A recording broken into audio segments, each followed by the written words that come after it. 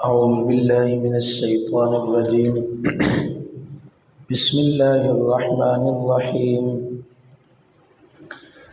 ومن أراد الآخرة وسعى لها سعيها وهو مؤمن فأولئك كان سعيهم مشكورا. صدق الله العظيم. اللهم صل على محمد وعلى آل محمد وعلى آل محمد وبارك وسلم ثم صل عليه. اللهم أرنا الحق حقا وارزقنا اتباعه وأرنا الباطل باطلا وارزقنا اجتنابه. آمين يا رب العالمین. دنیا کے اندر ان گنت لوگ ایسے ہیں جو اپنے آپ کو ہر وقت عبادات میں مصروف رکھتے ہیں. کوئی نماز پڑھ رہا ہے تو کوئی قرآن کی تلاوت میں مشغول ہے، کوئی روزے کی حالت میں ہے تو کوئی بندہ اپنے مال سے زکوٰۃ نکال رہا ہے، کوئی مال سے زکوٰۃ نکالنے والا ہے تو کوئی بندہ یتیموں اور غریبوں ناتواؤں کا سہارا بنا ہوا ہے، کوئی غریبوں کی ہمدردی میں لگا ہے تو کوئی مسجد اور مدارس کا انتظام انصرام کر رہا ہے، کوئی مسجد و مدرسے کو چلاتا ہے تو کوئی یتیموں کی کفالت کے اندر مصروف ہے. خلاصہ یہ ہے کہ دنیا کے اندر ہزاروں لوگ ہیں اور ہزاروں نیک کام کرنے والے ہیں، اور ہر ایک بندہ نیک کام کرتا اس لیے ہے بنیادی طور پہ کہ میں نیک عمل کر کے اللہ سے ثواب اور اللہ سے جزا اور بدلہ اچھا لے سکوں، میں کل دن قیامت کے سرخرو ہو جاؤں اور اللہ کے سامنے جاتے ہوئے مجھے شرمندگی نہ ہو، کل دن قیامت کے کسی قسم کی پکڑ دھکڑ میرے لیے نہ ہو. ہر بندہ اس لیے عمل کرتا ہے بنیادی طور پہ، لیکن جب قرآن و حدیث کا مطالعہ کیا جائے تو یہ بات سامنے آتی ہے کہ کل دن قیامت کے بڑے سارے لوگ ایسے ہوں گے جن کے نامہ اعمال میں نیکیاں ہی نیکیاں ہیں، نمازیں، روزے، حج، زکوٰۃ، غریبوں کی کفالت، مسجد، مدرسے، یہ سارا کچھ نیکیوں میں موجود ہے، لیکن اس کے باوجود اللہ کریم ایسے لوگوں پر جہنم کا فیصلہ فرماتے ہیں. وجہ کیا ہے؟ سوچنے کی بات ہے.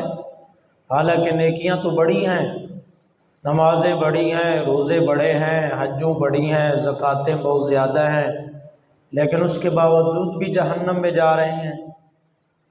کہیں ایسا تو نہیں ہے کہ مجھ میں اور آپ میں سے کوئی فرد ایسا ہے جو نیکیاں تو کر رہا ہے لیکن اس کی نیکیاں ضائع ہو رہی ہیں؟ اس لیے سوچنے کی ضرورت ہے کہ ہم جو نیکی کرتے ہیں وہ اللہ کو کون سی نیکی قبول ہے. ہم جو عمل کرتے ہیں وہ اللہ کو کون سا عمل قبول ہے. ہم جو کام کرتے ہیں وہ اللہ کو کون سا عمل محبوب ترین ہے. ہم جو عمل کرتے ہیں ان اعمال میں کن عملوں کا وزن کل دن قیامت کے اللہ کریم عطا کریں گے، اس کو سوچنے کی ضرورت ہے. اسی کے متعلق آج کے درس میں گزارشات عرض کروں گا. اللہ فرماتے ہیں بندہ تجھے اور کچھ کرنے کی ضرورت نہیں ہے، لمبی چوڑی تقریر اور وضاحت کرنے کی ضرورت نہیں ہے، لمبا چوڑا کام میں مصروف کرنے کی ضرورت نہیں ہے، صرف اور صرف ایک طریقہ اپنانے کی ضرورت ہے بس. پھر تیرا چھوٹا سا عمل بھی میں اللہ کریم کے ہاں بہت بڑا عمل بن جائے. حتیٰ کہ اگر تم راستے میں پڑی ایک اینٹ بھی اٹھا کے سائڈ پہ رکھ دے گا نا، تیرا یہ عمل بھی میں اللہ کے ہاں بڑا قابل ترین بن جائے گا۔ یا اللہ وہ شرط کیا ہے؟ فرمایا من اراد الآخرہ۔ رب کے قرآن میں 15ویں پارے کی بنی اسرائیل کی 19 نمبر آیا، فرمایا من اراد الآخرہ، انسان صرف اور صرف کرنے کا کام یہ ہے، جب بھی تو کوئی عمل کرنے لگے، عمل کرتے ہوئے اپنی نیت کو خالص کر لیا کر، اپنے ارادے کو خالص کر لیا کر، یہ کہا کر کہ میں یہ جو عمل کر رہا ہوں اپنے دل کو بھی، اپنے فعل کو بھی، اپنے جوارح کو بھی، اپنے اعضاء کو بھی یہ سمجھا دیا کر کہ میاں یہ جو تو عمل کر رہا ہے یہ دنیا میں سے کسی کے لیے نہیں کر رہا، بلکہ صرف اور صرف کر رہا ہے تو کس کے لیے کر رہا ہے؟ اللہ کے لیے کر رہا ہے۔ بس اللہ فرماتے ہیں یہ نیت کا خالص ہونا شرط ہے، تیری نیت میں کسی قسم کا کھوٹ نہ ہو، پھر دنیا میں تو چھوٹا سا عمل بھی کرے گا میں اللہ کے ہاں بڑا محبوب عمل ہوگا، اور اگر دنیا میں تو بڑا سے بڑا عمل کرتا ہے لیکن تیری اس میں نیت اور ارادہ میں اللہ کو راضی کرنا نہیں ہے، دنیا کو دکھلانا مقصد ہے، فرمایا جتنا مرضی بڑا عمل ہے لا نقیم لہم یوم القیامت وزنا، میں اللہ کل دن قیامت کی اس کا کوئی وزن نہیں کروں۔ اس لیے اب سمجھ کیا آیا کہ بندے نے جب عمل کرنا ہے تو نیت کیا ہونی چاہیے کہ میں کسے راضی کر رہا ہوں؟ اللہ کو راضی کر رہا ہوں۔ بس یہ ایک زندگی کی جو ہے وہ قابل ترین بات ہے جو ہر بندے کے ساتھ ہونی چاہیے۔ اس لیے اللہ کے پیغمبر علیہ الصلاۃ والسلام اور صحابہ کرام کو اللہ نے اتنا بڑا مقام دیا کیونکہ ان کا مقصد کسی کو راضی کرنا نہیں تھا، صرف اور صرف کس کو راضی کرنا تھا؟ اللہ۔ اس لیے پیارے پیغمبر علیہ السلام کے بارے میں رب کے قرآن نے کیا کہا؟ فرمایا میرا پیغمبر آپ خود اعلان کریں، قُلْ إِنَّ صَلَاتِي وَنُسُكِي وَمَحْيَايَ وَمَمَاتِي لِلَّهِ۔ فرمایا میرا پیغمبر جی اپنی میٹھی زبان سے اعلان کریے نا، ان صلاتی ونسکی ومحیای ومماتی للہ، او دنیا والو میری نمازیں، میرے روزے، میری حجیں، میری زکاتیں، میرے عمل، میرا اٹھنا، میرا بیٹھنا، میری زندگی، میری موت، میرے صحابہ، میرے ابو بکر، میرے عمر، میرے عثمان، میرے علی، میری صبح، میری شام، محیای و مماتی للہ، میرا سارا کا سارا کچھ صرف اور صرف ایک اللہ کو راضی کرنے کے لیے ہے۔ میرا سارا کچھ کس کے لیے ہے؟ میرے پیارے پیغمبر نے خود فرمایا۔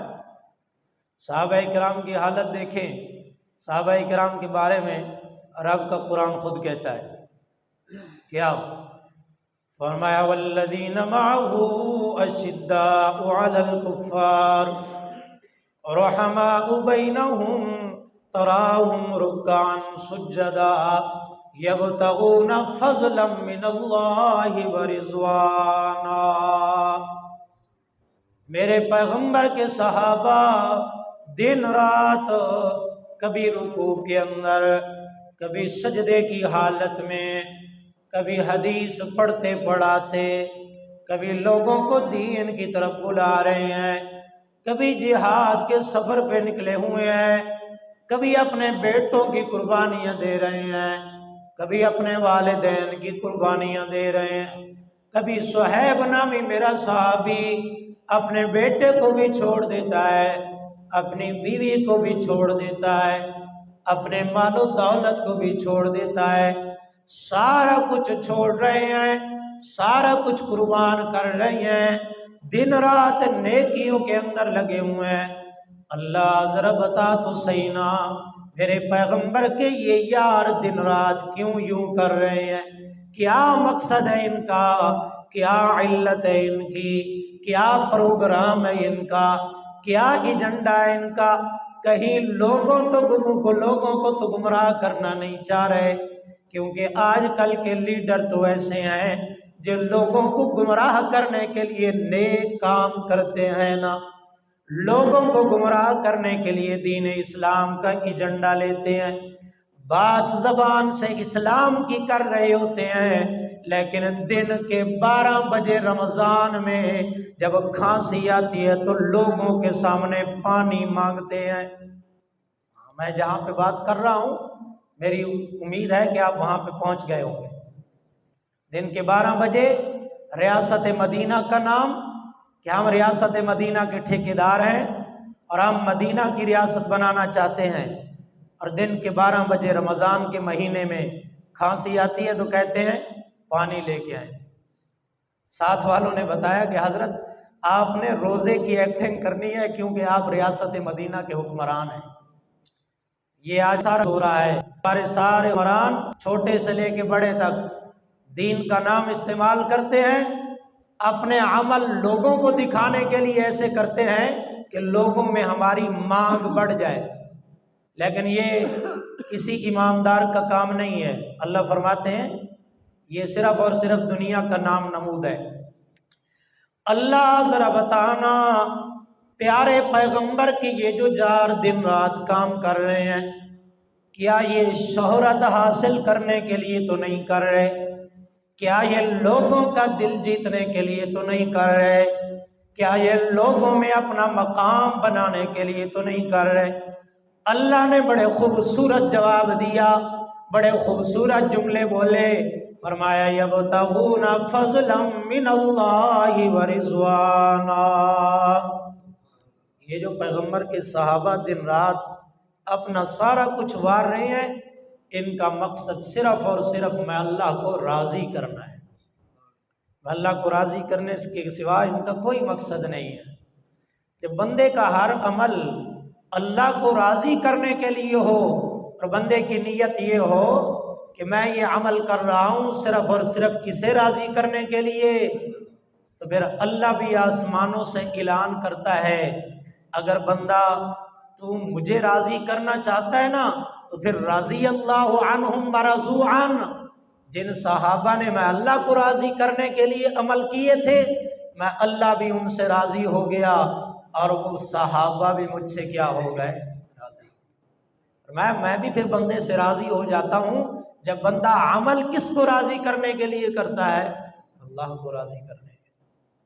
اس لیے میرا ہر عمل اللہ کے ہاں قبول ہے، لیکن صرف اور صرف شرط یہ ہے کہ عمل کرتے ہوئے میرے دل میں یہ آرزو اور تمنا ہو کہ میں یہ عمل صرف اللہ کو راضی کرنے کے لیے کر رہا ہوں۔ اللہ فرماتے ہیں پھر ہر عمل قابل قبول ہے۔ اس لیے اللہ کے پیغمبر علیہ السلام نے فرمایا، بڑی مشہور حدیث ہے لیکن سنانا ضروری سمجھوں گا۔ اللہ کے پیغمبر علیہ السلام نے فرمایا کل دن قیامت کے 3 آدمیوں کو لایا جائے گا۔ کتنے آدمیوں کو؟ اللہ کے دربار میں، محشر کے میدان میں۔ یہ 3 آدمی کون ہیں؟ سب سے پہلے اللہ کے دین کو پڑھنے اور پڑھانے والا عالم دین۔ دوسرے نمبر پہ وہ بندہ جس نے اپنی جان اللہ کے راستے میں لٹا دی اور شہید ہو گیا۔ تیسرے نمبر پہ وہ بندہ جو اپنا مال اللہ کے راستے میں لٹانے والا ہے۔ پیغمبر علیہ السلام نے فرمایا اللہ سب سے پہلے عالم سے سوال کریں گے، میں نے تجھے علم دیا تھا، قرآن کی دولت سے مالا مال کیا تھا، حدیث کی دولت سے مالا مال کیا تھا، ذرا بتا اس علم پر کتنا عمل کر کے آیا ہے اور کتنی اس دین کی تبلیغ کی ہے؟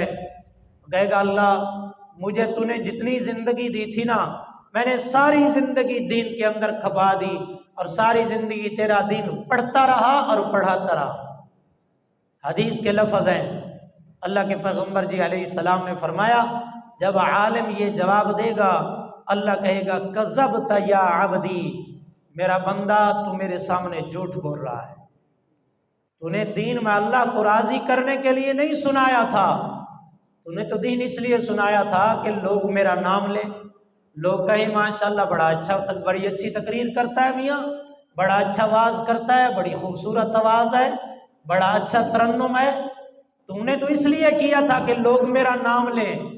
اللہ فرمائیں گے دنیا میں لوگوں نے تیرا نام لے لیا، بڑے بڑے تیرے نام کے اشتہار لگے، پھولوں کی پتیاں تیرے لیے نچھاور کی گئیں، بڑا بڑا دنیا میں تیرے لیے جو بڑا بڑا کچھ ہوتا رہا، تو نے میرے لیے عمل کیا نہیں ہے۔ جب میرے لیے کیا نہیں ہے تو پھر میں اللہ بدلہ کس چیز کا دوں؟ اللہ کہیں گے پکڑو اس عالم کو اور منہ کے بل گھسیٹ کے اس کو جہنم میں ڈالو۔ کتنا بڑا عمل ہے اللہ کے دین کو پڑھنا اور اللہ کے دین کو پڑھانا، یہ اتنا فضیلت والا کام ہے۔ اللہ فرماتے ہیں جو دین کو پڑھنے پڑھانے والے ہیں نا، اللہ کریم نے فرشتوں کی ڈیوٹیاں لگائی ہوئی ہیں، جب میرے یہ دین کے پڑھنے پڑھانے والے چلنے لگیں، ان کے پاؤں زمین پہ نہیں لگنے چاہیے، بلکہ فرشتوں تم نے اپنے پر نیچے کر لینے ہیں۔ اگر یہ دین پڑھنے پڑھانے والے چلے تو تمہارے پروں پر ان کا چلنا ہو جائے۔ اتنا فضیلت والا کام ہے دین پڑھنا پڑھانا، لیکن اللہ جہنم میں ڈال رہے ہیں۔ وجہ یہ ہے کہ دین پڑھا پڑھایا تو ہے، لیکن اللہ کو راضی کرنے کے لیے نہیں پڑھا پڑھایا، لوگوں کو دکھانے کے لیے پڑھا پڑھایا۔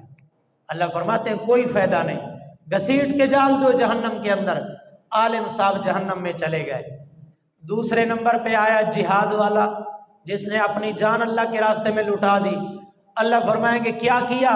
کہے گا یا اللہ جان سے بڑی قیمتی شے کوئی نہیں، لٹا دی۔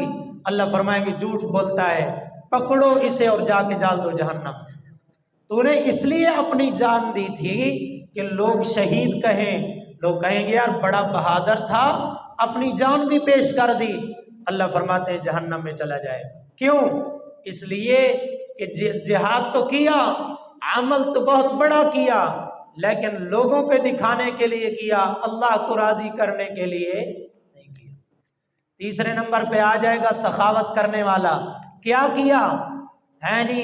بندہ کہے گا میں نے مسجد بنوائی، میں نے مسجد میں فلاں کام کروایا، فلاں کام کروایا، میں نے جناب اعلیٰ صفے لے کے دی، سپیکر لے کے دیے، ٹوٹیاں بنوائیں، فلاں کیا فلاں کیا، یتیموں کو دیا، غریبوں کو دیا، نل کے لگوائے، سارا کچھ کر کے آیا۔ اللہ کہیں گے اسے بھی گھسیٹو اور دا کے ڈال دو جہنم۔ کیوں؟ فرمایا کہ تو نے دنیا میں مال اپنا اس لیے خرچ کیا تھا، لوگ کہیں یار بڑا سخاوت والا ہے، بڑا سخی ہے، لوگوں نے تجھے سخی کہہ دیا، میرے لیے تو نے عمل نہیں کیا تھا، اب بدلہ بھی نہیں ملے گا، جا جہنم کے اندر جا کے گل سڑ۔ میرے بھائیوں، تینوں لوگوں نے کتنے بڑے بڑے عمل کیے ہیں، لیکن اللہ نے ان کے عمل کو قبول نہیں کیا۔ وجہ صرف اور صرف ایک ہے کہ ان کا مقصد اللہ کو راضی کرنا نہیں تھا، بلکہ دنیا کو دکھانا مقصد تھا۔ اور جس عمل میں دکھاوا دنیا کا مقصود ہو، اللہ کہتے ہیں ایسا عمل میرے دربار میں قابل قبول نہیں ہے۔ اس لیے میرے بھائیوں، دنیا میں جو بھی عمل کریں، چھوٹے سے چھوٹا بھی کیوں نہیں ہو، اس میں مقصد صرف اور صرف کیا ہونا چاہیے؟ اللہ کو راضی کرنا، دنیا کا دکھاوا نہ ہو۔ دعائے اللہ کریم مجھے بھی آپ کو بھی عمل کی توفیق دے۔ وما علینا الا البلاغ، سنتیں ادا کر